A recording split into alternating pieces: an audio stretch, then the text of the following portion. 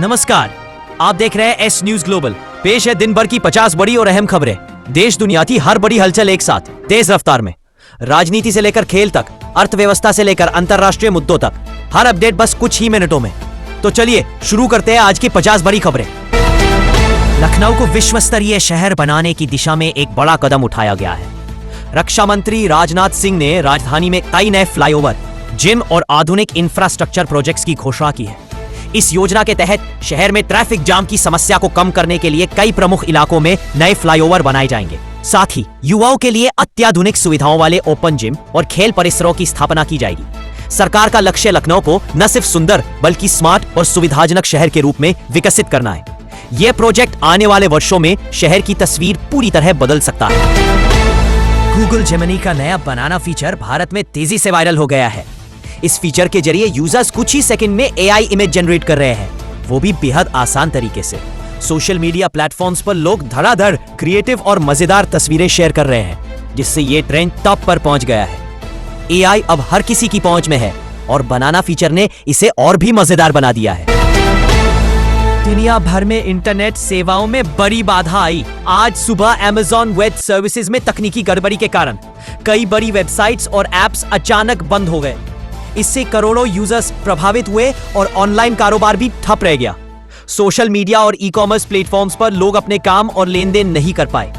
विशेषज्ञों का कहना है कि इस घटना से साफ दिखता है कि कैसे एक कंपनी की तकनीकी समस्या पूरी दुनिया को प्रभावित कर सकती है।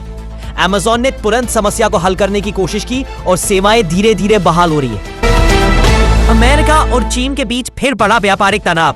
नई पाबंदियों और टैरिफ के कारण दोनों देशों के बीच व्यापारिक गतिविधियां धीमी हो रही हैं। विशेषज्ञों का कहना है कि यह स्थिति वैश्विक अर्थव्यवस्था पर असर डाल सकती है और निवेशकों में चिंता का माहौल बना हुआ है। कुछ अर्थशास्त्री इसे नई सामान्य स्थिति भी बता रहे हैं, जिसमें देशों के बीच आर्थिक सहयोग और प्रतिस्पर्धा दोनों ही अधिक जटिल होते जा रहे हैं। वैश्विक बाजारों में अस्थिरता के बीच निवेशक अब सुरक्षित विकल्पों की तलाश में। प्रधानमंत्री नरेंद्र मोदी ने इस वर्ष की दिवाली खास अंदाज में मनाई। उन्होंने भारतीय नौसेना के कर्मियों के साथ समय बिताया और उनके साहस, समर्पण और देशभक्ति की खुले दिल से सराहना की। पीएम मोदी ने कहा कि हमारे सशस्त्र बलों के जवान हमेशा देश की रक्षा में तत्पर रहते हैं और ऐसे वीरों के साथ दिवाली मनाना उनके अदम्य जज्बे का सम्मान करने जैसा है। इस मौके पर नौसेना के जवानों ने भी प्रधानमंत्री को अपनी परंपराओं और संस्कृति से जोड़कर खास प्रस्तुति दी।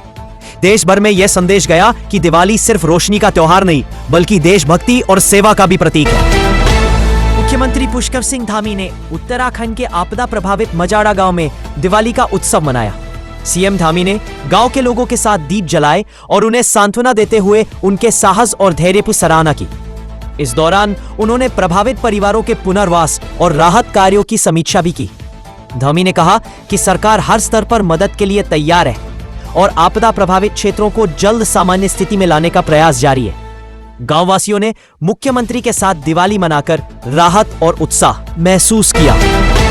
दिवाली के दिन ग्रेटर नोएडा में नाली के पानी को लेकर बड़ा विवाद हो गया, जो देखते ही देखते खूनी झड़प में बदल गया।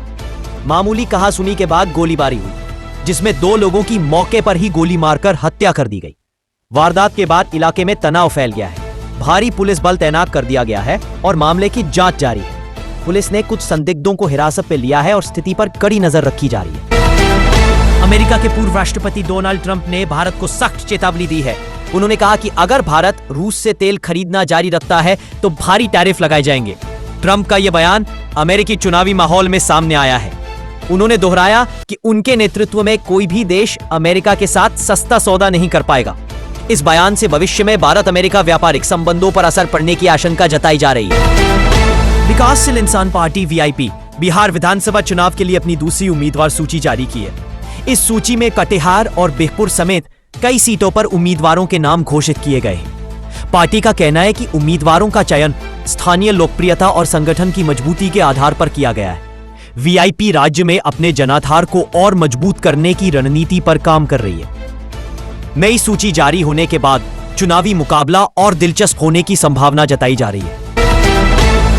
कौन बनेगा करोड़पति केबीसी के हालिया एपिसोड में एक प्रतियोगी ने अमिताभ बच्चन से उनकी फीस को लेकर सवाल कर दिया। सवाल सुनते ही शो में माहौल हल्का फुल्का और मजेदार हो गया। बिग बी ने चुटीले अंदाज में जवाब देते हुए कहा कि इसका हिसाब तो आयकर विभाग को ही पता है। उनके जवाब पर पूरे सेट में ठहाके गूंज उठे। ये मजेदार पल सोशल मीडिया पर भी तेजी से वायरल हो गया है। रणवीर सिंह ने हाल ही में अल्लू अर्जुन और दीपिका पादुकोण की आगामी फिल्म के सेट पर बिताए अनुभव साझा किए। उन्होंने बताया कि सेट की भव्यता और पैमाना देखकर वे बेहद प्रभावित हुए। रणवीर ने कलाकारों की मेहनत और प्रोफेशनलिज्म की जमकर सराहना की। उन्होंने कहा कि इस प्रोजेक्ट में हर पहलू को बड़े विजन के साथ तैयार किया जा रहा है। उनके बयान से फिल्म को लेकर फैंस में उत्सुकता और बढ़ गई है। दिवाली के दिन भारतीय शेयर बाजार में जोरदार तेजी देखने को मिली। सेंसेक्स 411 अंक चढ़कर कारोबार बंद हुआ, जिससे निवेशकों में उत्साह बढ़ा। निफ्टी भी मजबूती के साथ 17,600 के करीब बंद हुआ। विशेषज्ञों का कहना है कि यह उत्सव का माहौल और सकारात्मक आर्थिक संकेतों का असर है। इस तेजी से निवेशकों को लाभ हुआ और बाजार में भरोसा मजबूत हुआ। अक्टूबर माह को ब्रेस्ट कैंसर अवेयरनेस महीने के रूप में मनाया जाता है। दुनिया भर में इस विषय पर जागरूकता बढ़ाने के लिए अभियान चलाए जा रहे हैं। विशेषज्ञों ने कहा है कि शुरुआती पहचान और जांच ही सबसे प्रभावी हथियार है। महिलाओं को समय समय पर सेल चेक और मेडिकल चेकअप कराने की सलाह दी जा रही है। इस अभियान का उद्देश्य लोगों को जानकारी देना और कैंसर से बचाव के लिए प्रेरित करना है। गुवाहाटी से डिब्रूगढ़ जा रही एयर इंडिया एक्सप्रेस की उड़ान में तकनीकी खराबी आ गई। खराबी का पता चलने के बाद पायलट ने सुरक्षा कारणों से विमान को वापस गुवाहाटी एयरपोर्ट पर लैंड कराने का निर्णय लिया। उड़ान में मौजूद यात्रियों और क्रू मेंबर्स को किसी प्रकार के खतरे से बचाने के लिए सभी सुरक्षा प्रोटोकॉल का पालन किया गया। गुवाहाटी लौटने के बाद तकनीकी टीम ने विमान की जांच और मरम्मत की प्रक्रिया शुरू की। मरम्मत के बाद तकनीकी समस्या का समाधान किया गया और विमान को सुरक्षित रूप से डिब्रूगढ़ के लिए पुनः रवाना किया गया। यात्रियों ने विमान कंपनी की त्वरित कार्रवाई और सुरक्षा उपायों की सराहना की। तमिलनाडु में एक बच्चे की अंगुली इडली ट्रे में फंस गई। बच्चे की स्थिति देखकर परिवार ने तुरंत स्थानीय दमकल विभाग को सूचित किया। दमकल विभाग की टीम ने लगभग 90 मिनट तक बच्चे की अंगुली को सुरक्षित निकालने का प्रयास किया। ऑपरेशन के दौरान बच्चे को कोई गंभीर चोट नहीं आई और उसे तुरंत चिकित्सीय जांच के लिए अस्पताल ले जाया गया। इस घटना के बाद अधिकारियों ने कहा कि परिवार को ऐसी दुर्घटनाओं में सावधानी बरतने की सलाह दी जाती है। अयोध्या में इस बार का दीपोत्सव भव्यता और आधुनिकता का अद्भुत संगम बनने जा रहा है। धर्मपथ पर करीब 30 डिजिटल स्तंभ लगाए गए हैं, जो पूरे आयोजन को तकनीकी रूप से विशेष बना रहे हैं। इस बार 26 लाख से अधिक दीप जलाने का लक्ष्य रखा गया है, जिससे एक नया विश्व रिकॉर्ड बनने की उम्मीद है। पूरा शहर रोशनी, संगीत और सांस्कृतिक प्रस्तुतियों से जगमगाने वाला है। यह आयोजन अब केवल धार्मिक नहीं, बल्कि पर्यटन और तकनीकी आकर्षण का केंद्र भी बन चुका है। तो ये थी आज की बड़ी खबरें। अगर आपको हमारी अपडेट्स पसंद आई तो लाइक और सब्सक्राइब जरूर करें। कमेंट में हमें बताएं कि आप कौन सी खबर पर ज्यादा अपडेट रहना चाहते हैं। हम आपको हर दिन ताजा और दमदार खबरें लाते रहेंगे। धन्यवाद और जुड़े रहिए हमारे साथ।